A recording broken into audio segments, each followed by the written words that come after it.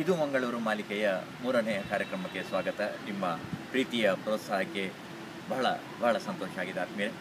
ಈಗ ನಾನು ನಿಂತಿದ್ದೇನೆ ಮಂಗಳೂರಿನಲ್ಲಿರುವ ದಕ್ಷಿಣ ಕನ್ನಡ ಜಿಲ್ಲಾಧಿಕಾರಿಗಳ ಹಳೆಯ ಕಚೇರಿ ಕಟ್ಟಡದಲ್ಲಿ.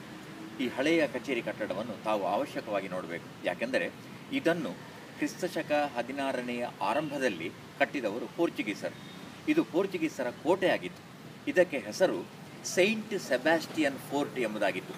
ಇದು ಕ್ರಿಸ್ತಶಕ 15ನೇ ಶತಮಾನದ ಕೊನೆಯ ಭಾಗದಲ್ಲಿ ಮತ್ತು 16ನೇ ಶತಮಾನದ ಆರಂಭದಲ್ಲಿ. ಆ ಕಾಲಕ್ಕೆ ಪೋರ್ಚುಗೀಸರು ಇಲ್ಲಿಗೆ ಬಂದಿದ್ದರು. ಬ್ರಿಟಿಷರು ಬಂದದ್ದು 1799ರ ನಂತರ. ಅದರ ಮೊದಲು ಬಂದಿದ್ದಂಥ ಪೋರ್ಚುಗೀಸರು ಈ ಕೋಟೆಯನ್ನು ಕಟ್ಟಿದರು.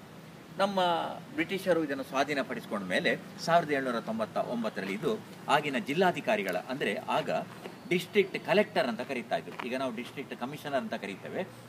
ಡಿಸ್ಟ್ರಿಕ್ಟ್ ಕಲೆಕ್ಟರ್ ಅವರ ಕಚೇರಿ ಇದಾಗಿತ್ತು. ಪೋರ್ಚುಗೀಸರು ಈ ಪ್ರದೇಶಕ್ಕೆ ಅನೇಕ ಕೊಡುಗೆಗಳನ್ನು ಕೊಟ್ಟಿದ್ದಾರೆ. ಇಲ್ಲಿ ಅನೇಕ ಕಾರ್ಖಾನೆಗಳನ್ನು ನಿರ್ಮಾಣ ಮಾಡಿದ್ದಾರೆ. ಆ ಬಳಿಕ ಅವರು ಹಿಂದೆ ಸರಿದು ಗೋವಾದಲ್ಲಿ ತಮ್ಮ ಗಮನವನ್ನು ಕೇಂದ್ರೀಕರಿಸಿಕೊಂಡರು. ಪೋರ್ಚುಗೀಸರು ಕೊಟ್ಟಂಥ ಒಂದು ಕೊಡುಗೆ ಈ ಕಚೇರಿ. ಇಲ್ಲಿಯ ವೈಶಿಷ್ಟ್ಯ ನೋಡಿದರೆ, ಇಲ್ಲಿ ಪ್ರತಿದಿನ ಧ್ವಜಾರೋಹಣ ನಡೆಯುವಂಥದ್ದು ಈ ಕಂಬದಲ್ಲಿ. ಇಲ್ಲಿ ಒಂದು ವಿಶೇಷ ಏನಿದೆ ಅಂದರೆ, ಇಲ್ಲಿ ಒಂದು ಬರಹ ಇದೆ. From this village 88 men went to the Great War 1914-1919. Of these 2 gave up their lives. ಅಂದರೆ 1914ರಿಂದ 1919ರವರೆಗೆ ನಡೆದಂಥ ಮೊದಲ ಮಹಾಯುದ್ಧದಲ್ಲಿ ಈ ಪ್ರದೇಶದಿಂದ 88 ಮಂದಿ ಭಾಗವಹಿಸಿದರು. ಅವರಲ್ಲಿ 2 ಮೃತಪಟ್ಟಿದ್ದರು ಎಂಬುದಾಗಿ ಈ ಬಲಿದಾನದ ಗೌರವಾರ್ಥ ಇಲ್ಲಿ ಒಂದು ಫಲಕವನ್ನು ಅಳವಡಿಸಲಾಗಿದೆ. ಇಲ್ಲಿ ಆ ಧ್ವಜಸ್ತಂಭವನ್ನು ಇರಿಸಲಾಗಿದೆ.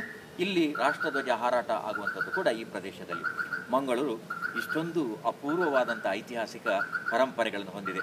ಈ ಪರಂಪರೆಯ ಮುಂದಿನ ಸಂಚಿಕೆಗಳನ್ನು ತಮಗೆ ನೀಡ್ತಾ ಬರ್ತೇನೆ. ಅದರ ಜೊತೆಗೆ ವಿವಿಧ ಧಾರ್ಮಿಕ ಕೇಂದ್ರಗಳ ಪರಿಚಯವನ್ನು ಕೂಡ ತಮಗೆ ಮಾಡ್ತಾ ಇದ್ದೇನೆ. ಈ ಸಂಚಿಕೆಯ ಚಿತ್ರೀಕರಣ ನಡೆಸಿಕೊಂಡವರು ನಮ್ಮ ಗೆಳೆಯ ದಯಾನಂದ ಕುಕ್ಕಾಜೆ ಅಥವಾ ದಯಾ ಕುಕ್ಕಾಜೆ. ನಮಸ್ಕಾರ.